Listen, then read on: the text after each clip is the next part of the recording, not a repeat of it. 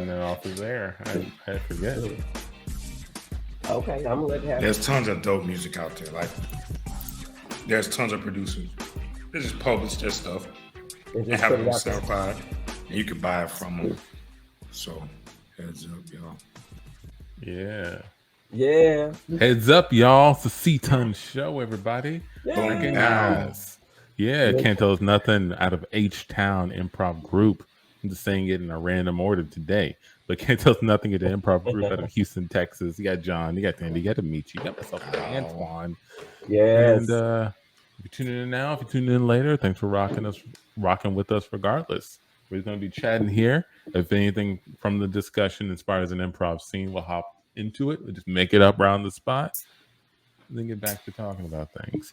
Today, we were, before we went live, I was telling people I'm still, I don't know, I feel like I feel pretty old now, right? Like, I feel like I'm trying to get into Twitter. Like, I have a Twitter. I don't use my Twitter. But I know there's a lot going on out there. A lot of information, a lot of ways to make connections. But I'm working on it. Tandy has a lot of she comes with a lot of great stories from Twitter, a lot of scandalous stuff. And apparently, talking to John, it's been a pretty scandalous couple of weeks lately, and I'm just like out of the loop on what's going on. So let's use this time to just sort of dive into it. Put me on game. Let me know what I'm missing here. It's a shame. It's me putting you on game. I'm fine with it. You cool with that?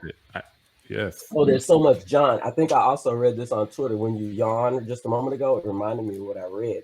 It says in the month of October, every time you yawn, a ghost puts his dick in your mouth. So I just thought I'd share that. I read that. That's why I do this.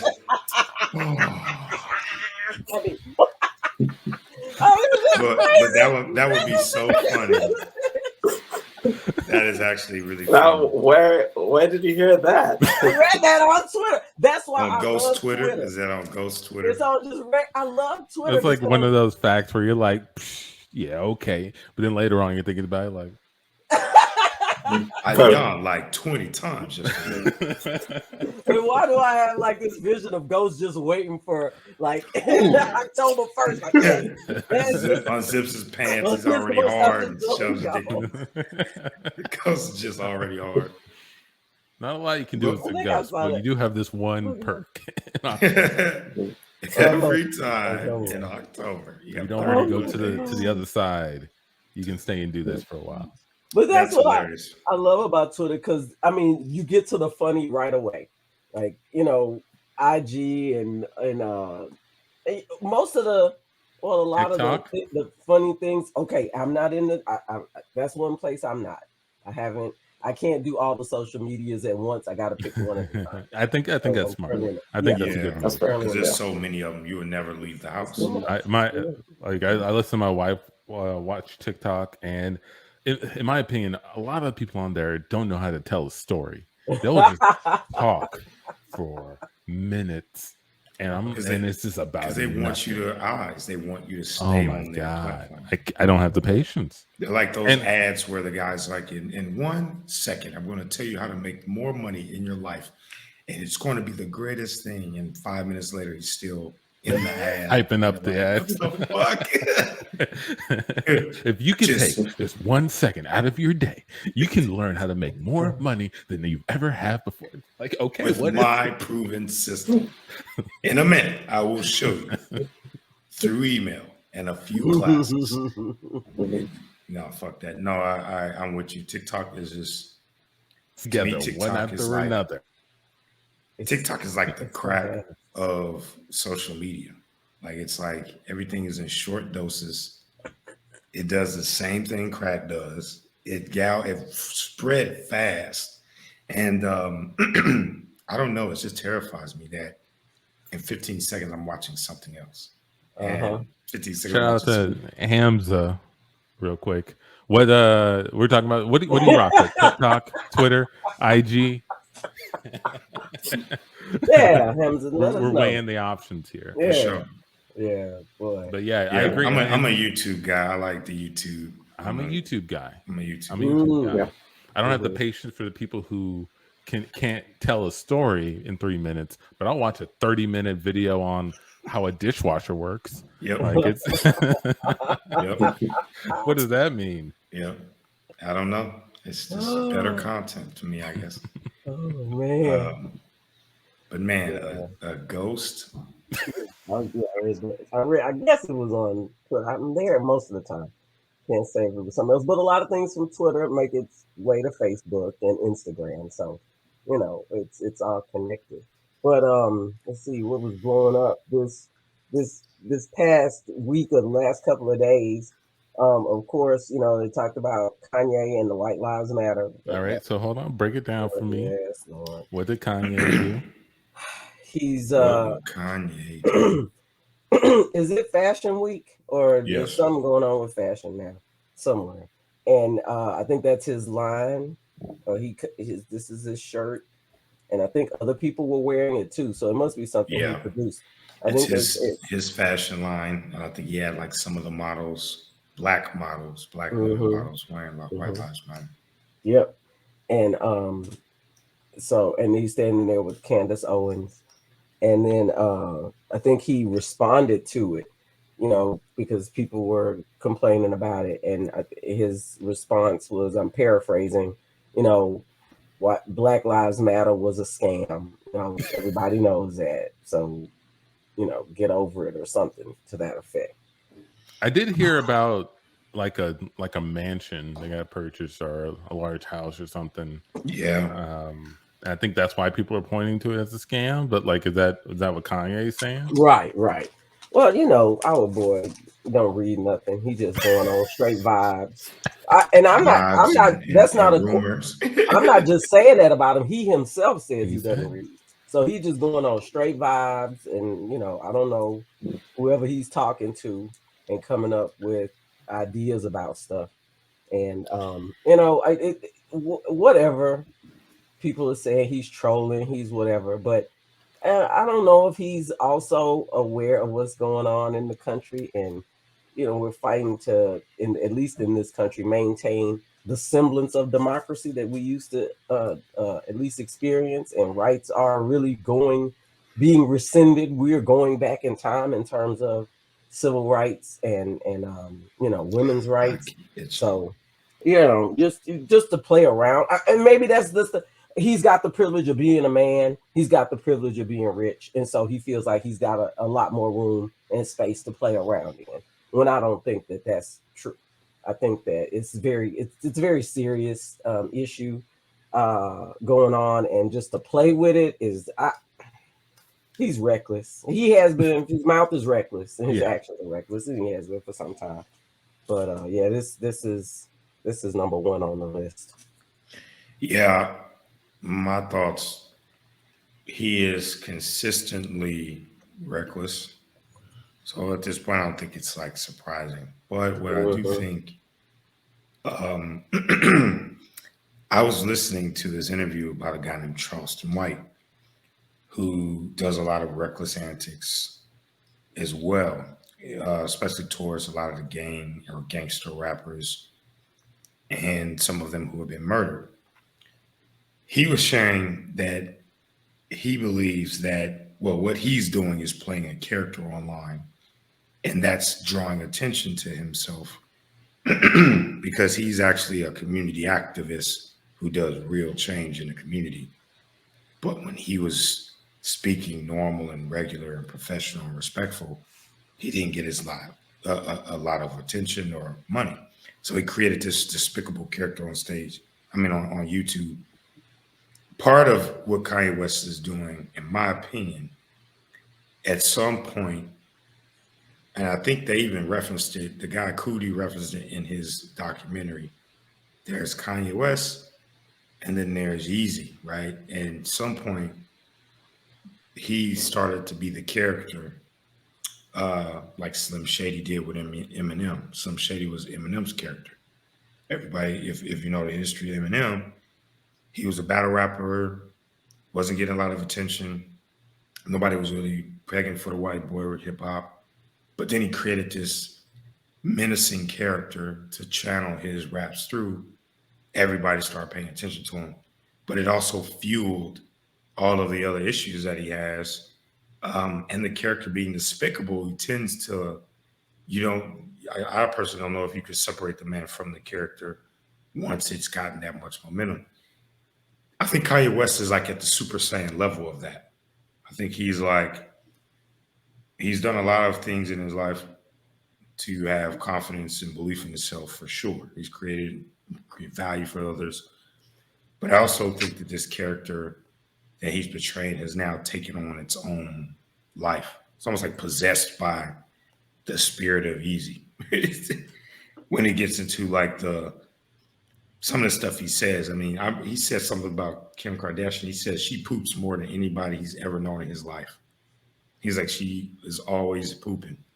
And I'm like, why did you have to say that? That was something he put on Twitter, right? Well, guess why? I know one reason why anyone would say that is it gets you attention.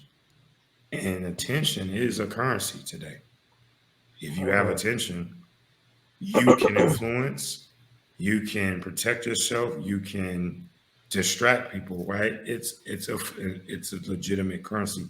He's one of the greatest to ever do it, to get attention on himself. But I don't think he's doing it in an ethical and long-term, like, valuable way for people that follow him. Or in a harmless way. In a harmless way. Yeah, in a harmless way. I believe he inflicts a lot of harm. Yeah. I got two questions. Who's in this dude's circle right now? Like, who's he rocking with these days? I have no idea. Knows? And then my second question is, who are the new Yeezy fans? Who are the people that rock with current Yeezy that didn't rock with him back then? Because I know a lot of people most likely have sort of fallen off. This is gonna sound really bad early. To answer your question. The second question I can answer. I think he has a huge Asian and Pacific Islander fan base. Here's why. The sneaker resale market is one of the biggest markets in the globe now, is in Japan, China, etc. And he's collaborated with a lot of Japanese artists, or at least one Japanese artist who did his graduation cover. And I think that culture doesn't necessarily have to have the harmful impact that the other fans that were here in the early days do. It's not like he's going out and saying, keep Asian hate, right? That was the opposite of the stop Asian hate shirts that happened, right? He's not trolling that population. He's kind of isolating and trolling a different part of his fan base that can't escape the harmful nature of his actions. Right. And that's the worst part. I mean, that's the worst part. If you just out there just trolling everybody who gives you money and you picking a group a month, that should be, whatever. But you doing that, and you know who you're doing it to. You know who you're talking to. And that's, oh Lord, if I can. The real question is, what would Donda say? That's how you in my mind. Because I'm like, we need that. And that's not an easy question because we don't know. We don't really know Donda. We don't know. Yeah, that's true too. We know I'm sure what we heard and what we saw. For all we know, she could have been like, yeah, go Yeezy. And that would break our hearts even more. But, it doesn't seem like that she'll be standing for. I don't think so. I mean, he talks in, earlier songs about his grandfather being civil rights, impacted by civil rights, and who was arrested in the sit-in, somebody in his lineage was. So, you come from, you come from that. You come from that tradition. And to just spin it on its head for just your own kicks for whatever reason, that's just sick. Just sick. They need that prayer circle. They need that circle of mothers channeling that energy. And he need go to a fellowship and exercise the demonicness. Oh, what the hell that? Yeah. We cut to a circle of mothers. All right, y'all. As you know, I've been having some trouble with little Dion. I mean, he's not. I should stop calling him little Dion. He's 19 years old 19. Now. He's old. He's 250 pounds. He's 250 pounds. He's a big boy. Yeah, he's a big boy, but he's my little Dion. But I don't understand him anymore. He's out there and he's wearing these clothes with these messages I don't quite understand. And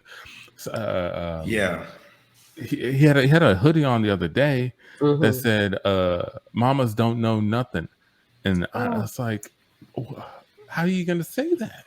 How are you going to say that? You have a mama, you have a mama, and I know stuff. You know stuff. Yeah, you got him to 19."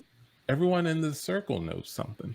I know something. Yeah. So, I also know that your son has another shirt that says, "Don't yawn in October. A ghost will stick their dick in your mouth." I saw that, and shirt. That is just. I know. I clutched my pearls when I first heard it.